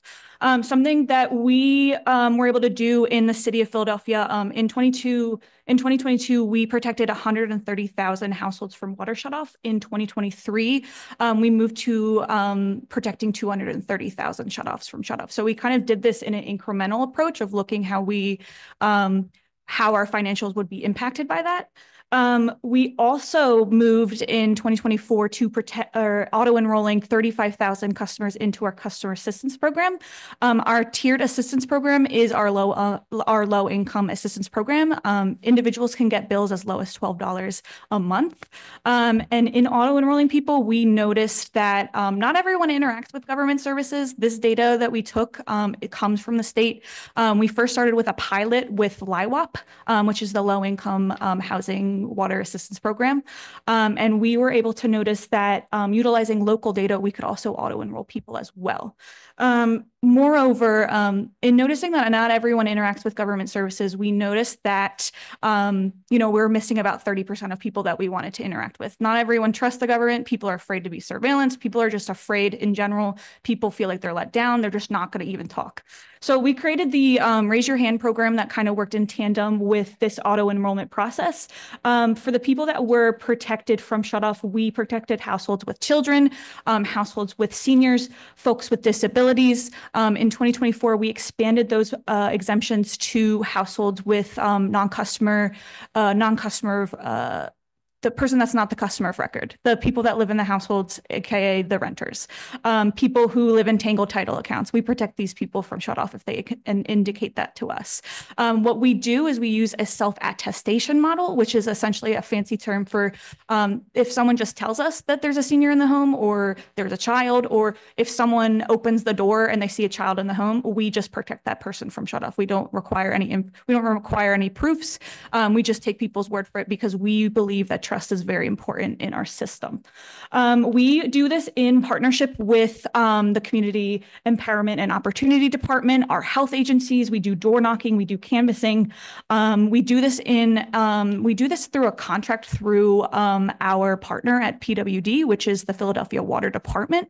We are the collection end, which is why we kind of look at that from an affordability lens. Which takes me to the next slide. We also believe that for there to be equity and access, we believe that there needs to be that physical and economic component. We talked about how with our economic component, we were able to auto-enroll people. And then we also mentioned too, how there's an issue with a lot of people who are not the customer of record wanting to get onto our program. In the city, we have a lot of renters who want to get on the program, but there's a huge struggle because they have to become customer verified. The landlord has to give approval, all of these other things until you have to then complete an application. You also have to be a dwelling. You have to have your own service line. You can't live in a commercial building. There's all these other components. Something that I have been working on with the Center for Water Security and Cooperation is a regulation that I want to propose to my higher ups, which is around like a temporary account. It would be about 3 months of someone being like a conditional customer where we would have them self-attest, which again is that really simple way of being like, here's my income, here is the number of people in my household, and kind of doing that model in the switch way. Instead of auto-enrolling them, let them tell us. Using then that data to then fill in the gaps, but also allowing someone 3 months on this conditional lens to be able to get that application in, get that landlord signature, and also get that landlord to come in compliance, because we have a lot of landlords that don't have an active rental license. So if we can get that rental app, like show that someone's living there from the renter, it could really help us come in compliance with that end. Now, let's say like after the 3 months is done, we're foreseeing that this is now, okay, yeah, it's clear that the landlord now owes this bill. We're going to now move into sequestration, other municipal court. Something that we've noticed within the city is that a lot of the landlords have LLCs. So when we bring them to municipal court, they would have to hire a lawyer. They can't show up themselves. So a lot of them will just settle. So we're hoping that through that, we'll be able to fill in the gaps for affordability. And I know I'm at time, but I'm just going to briefly talk about using this verified administrative data. We've also been working with our most high barrier customers, people who've had their water shut off for over 5-10 years. Something that we noticed are these individuals living in technically vacant properties. And we wanted to really touch on how these are data points that are often left out of the conversation. In utilizing this model, we utilize some social workers in the Office of Community Empowerment and Opportunity to do home visits, which basically gives people that proof of residency to get them into our program.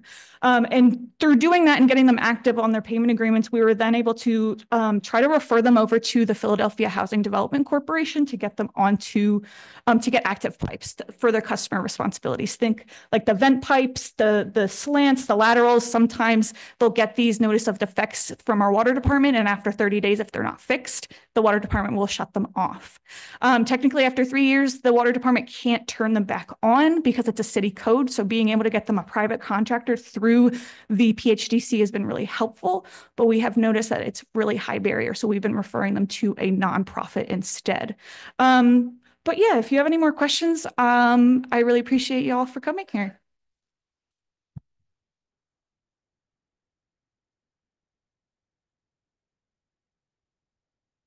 Thank you, Kaylee. Let me just bring this back to the bio screen. So I apologize for making your eyes. Close your eyes if you're getting dizzy.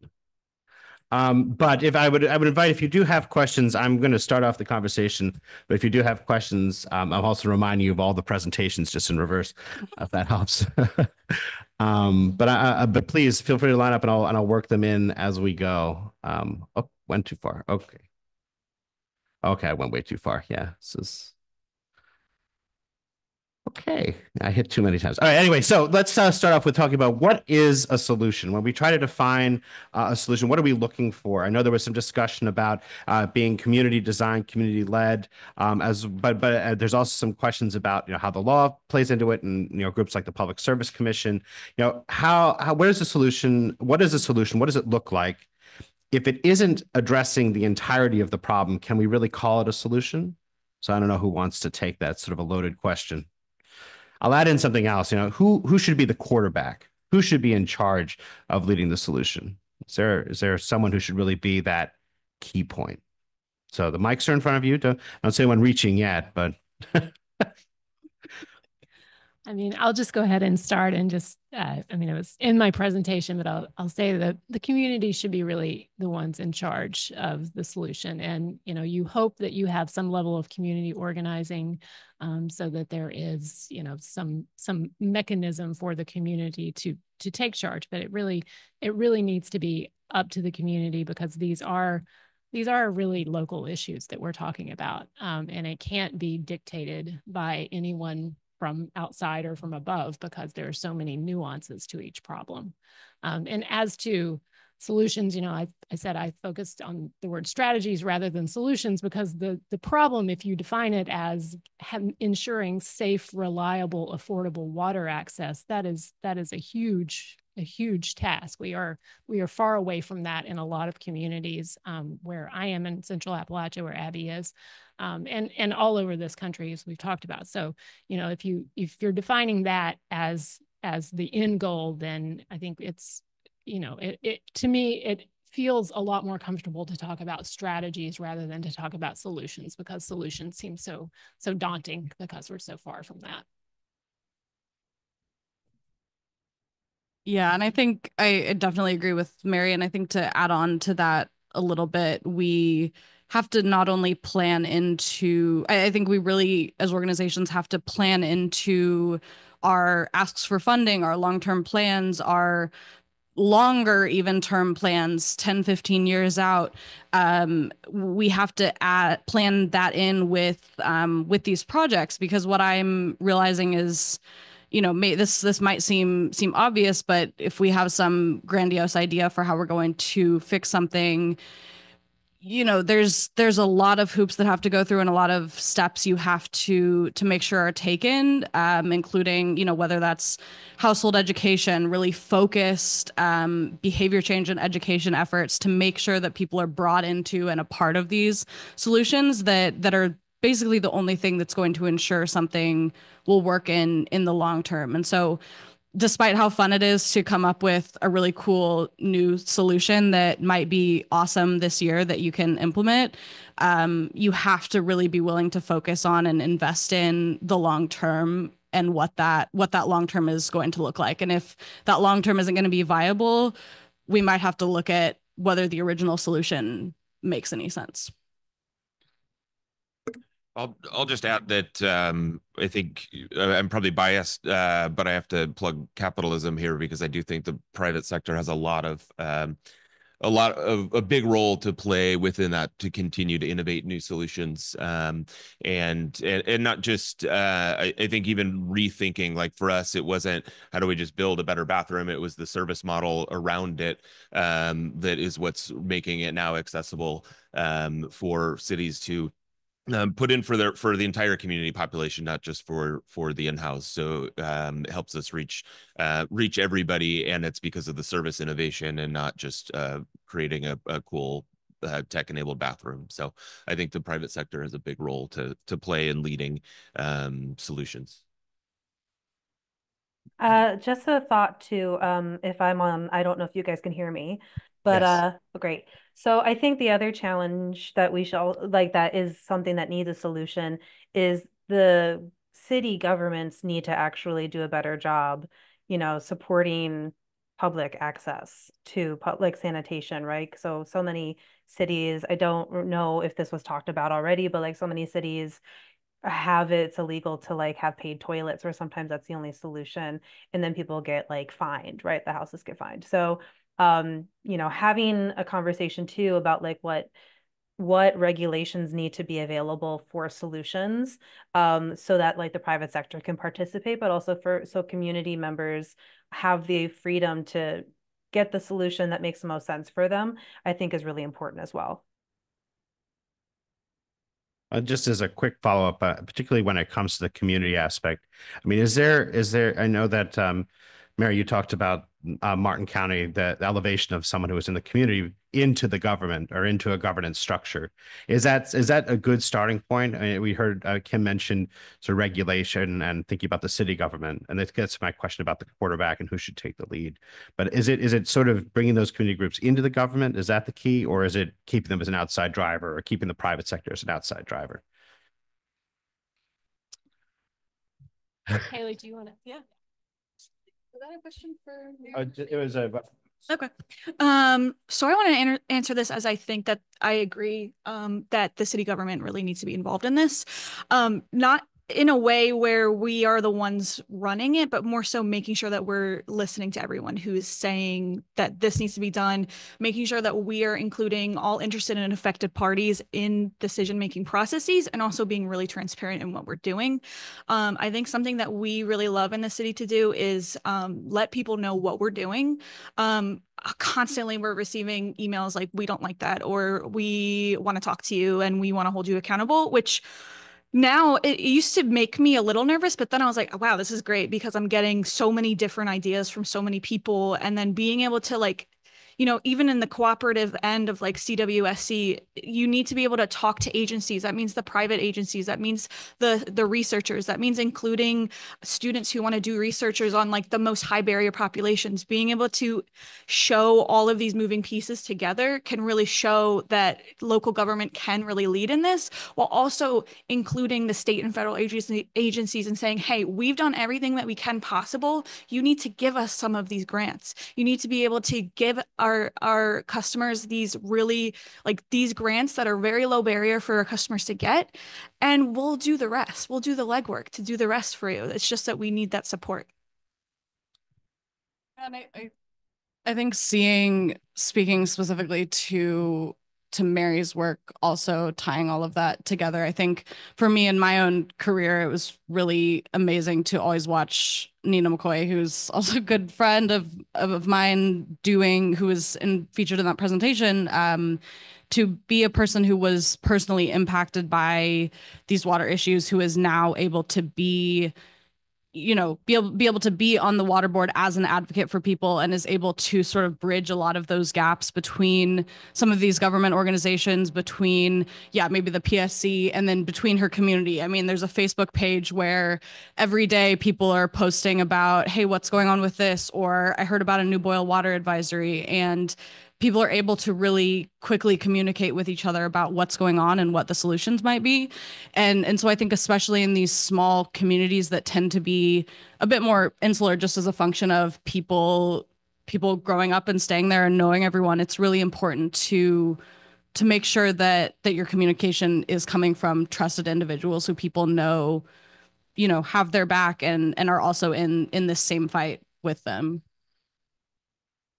And I'll just say one small point, which is the only reason I hesitated is, yes, absolutely, local government has to be a part of it, mainly because they run the systems, they get the grant funding, they are the conduit. But what we have seen in Martin County and in other places in Central Appalachia is there's been a history of malfeasance, corruption, a lot of issues that really need to be addressed as the system is being fixed. And so that's why it's so important often to get the local community organized and get them engaged, so that you can have more accountability, so that you can have someone demanding transparency, and so that these sort of practices and habits of low-level corruption, I'll say, are not allowed to continue. Great. Well, we do have a question in the audience. If you could identify yourself and also maybe what your interest in water is. If that's an affiliation, that's up to you, but please. Wow. My name is Laura McDonald, and I'm with the Mortensen Center at CU Boulder. My background is in international WASH, but because of my friendship and interest in Abby and her trajectory, I'm now interested in high-income country WASH as well. So this question kind of came from Abby's presentation, but I think applies to all of you. And I'm trying to roll many questions into one. But essentially, Abby, when you spoke of kind of when there's a huge divide between what is maybe technically right, or you believe is right, and what the community desires. And I was wondering if y'all as panelists could give an example of like when you've had to come to a compromise and how you've done that, and maybe also layer in regulatory environment and whether you're like legally allowed to make that compromise if your example applies in that way. Thank you.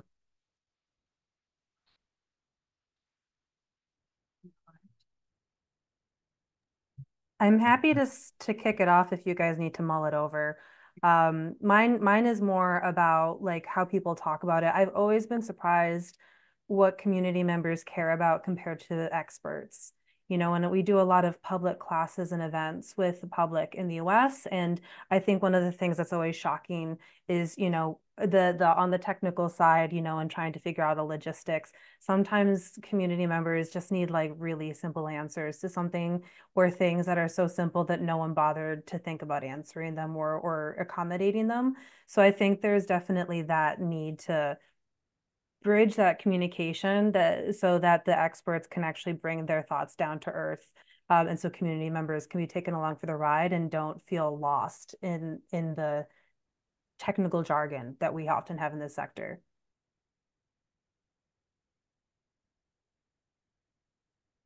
Laura, that was a really good question. And I just want to say, I guess it's not so much that we have encountered situations where what the community wants is A and what, the expert opinion would be is B. It's more, and I see this a lot just in my work as a lawyer too. The community wants, they want their water to be affordable, or they don't want to have to pay more for water that they already feel they cannot drink. And that is absolutely a valid point and a valid opinion for the community to hold. But the reality is that, rates are going to have to go up in order to pay the water employees to make the system run. And if rates don't go up, then the system is going to collapse. And so it's those really difficult conversations about, yes, what you are saying about what is just in this case is absolutely right, but there are incremental steps we have to take to get there, and that have to be, that the community has to take to get there. Everyone has to take to get there. And it's those conversations that I think are really the most difficult, because, I don't live in Martin County. I live in a place where I'm very grateful that I can turn on the tap and I know that my water is safe and I can drink it. So I'm not dealing with that. So I often feel sort of very uncomfortable in those conversations, because I understand exactly what they're saying. But you have to say, but we can't get there today. There has to be work. Yeah, I think Mary said it better than I could. And maybe something that I haven't found the solution to yet, but that was thinking about a lot over the last, I don't know, say year or so of my work, was even just also approaching things that we automatically maybe assume in the US or other high income countries, that we assume that people don't want or wouldn't feel comfortable with, but that we haven't actually examined that with data in high income countries. And this is something I haven't had a chance to implement or look into yet, but I was constantly trying to figure out how we were going to address these major sanitation issues in McDowell County, where it was extremely difficult to install a septic system, extremely costly, et cetera, and was always thinking about, what would people think about composting toilets or different, just different non-traditional solutions like that, because I don't know that we have a great read in the US on what people do really feel comfortable with or accepting of. So I think that's part of all of this too, is continuing to be willing to step outside of the box a little bit and look past our own presumptions or assumptions about what people want, because what I want isn't always going to be what my neighbor or friend wants or is comfortable with. So yeah. I'll take a little bit of the prerogative of the chair too. I know that, in Martin County in particular, one of the things that I've heard Nina talk about is workforce and having plumbers available to do some of the fixes on things. And that's something that is definitely a long-term requirement. It requires, a great deal of investment. And it was something that I know Christopher talked about in the first session. So it's something that has this real basis, but you have to have buy-in from the community, because the idea is to build a community of plumbers in the community who stay in the community. And that is, it's a huge investment, but it's also hard to get people to stay once they have the ability to make a lot of money. So I think there's a lot of work to be done in solutions like that. And I think when it comes to compromises in the regulatory environment, from our perspective, I can tell you, when there are violations and EPA and the state come calling against the city and say, hey, you're in trouble. We're gonna negotiate a solution with you, and it's going to be called a consent decree, and a judge is going to put his hand on it and bless it. It's all going to be all good. There isn't enough of reaching out to the community and making sure that the community is being socialized, being taught about what's in that consent decree, what they're giving up in exchange, what the violations really were, and what the utility or what the city is going to be doing to fix those.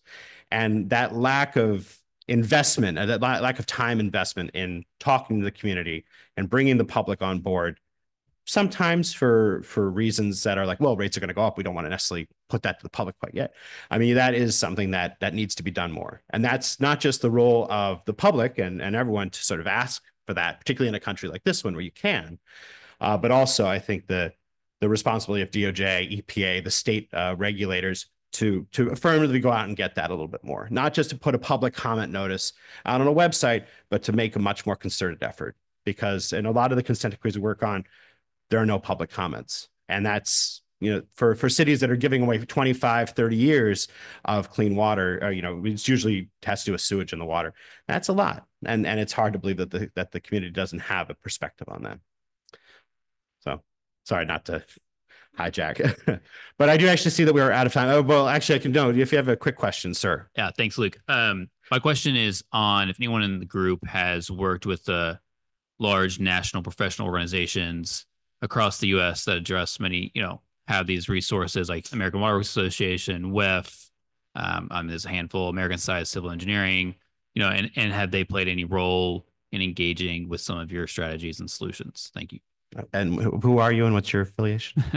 My name is Will Gard. I'm an environmental engineer, and I work about half my work is with rural communities in Texas, and then I also do international development in El Salvador, and Nigeria, and Ethiopia. So a good blend of those different pieces. Great. So to the panel, are your solutions being taken up by those big organizations? I was going to answer it as of American Water Works Association, AWA, right? I wouldn't say that they're taking up our solutions. I'd say that they are kind of answering it in their own way. I know that when there was proposed regulations for the EPA, I know that AWA was one of the lobbying agencies that sued the EPA. How I think that they're going to distribute those funds, I don't know. But yeah, I think that there's a lot of something that in the beginning of the day is around the USDA. Something that we were able to have in the city of Philadelphia in our urban community was have the USDA start to work with us. They opened up their first office in October of 2023. And something that we really wanted to start doing is working with them on helping people keep access to their land through FEMA grants, through different loans, because people don't even realize it. But if you have even a garden, like a small little plant on your home, like in your home, like you can technically apply for farming grants to fix your home. So being able to work with the USDA and finding little loopholes within different agencies and doing private and public partnerships has been something that we are working forward with, but I wouldn't say that the solutions are coming just from AWA and all these other places. Something that we do need to work on more though is working with our contractors. We do have a big pool of contractors that we want to work with. Pittsburgh, which is another city in Pennsylvania, has been really good at utilizing them in frameworks for lead service pipe removals and replacing them. And that's something that we want to utilize as well. We are struggling with it a little bit, but that's going to probably require working with engineering societies and working with all these things of how are we going to benefit the contractors, stuff like that. So I think that's a really good question. Any other quick interventions? All right. Well, thank you all for coming. Please thank our panelists, Abby, Patrick, Kim Online, Mary, and Kaylee. Thank you so much. Yeah, I'll be back. Em, if you can hear me, thank you. Thank you. I'll go away. Kaylee, do you have a card or anything? I can't hear you, but I loved your, but thank you. If you have if you have any questions, you can email. Thank you. Bye. really, I don't know, inspired by the shut off work. It's really great. It's yeah, that's awesome. I think it's in the county I was primarily working in. I mean, it was just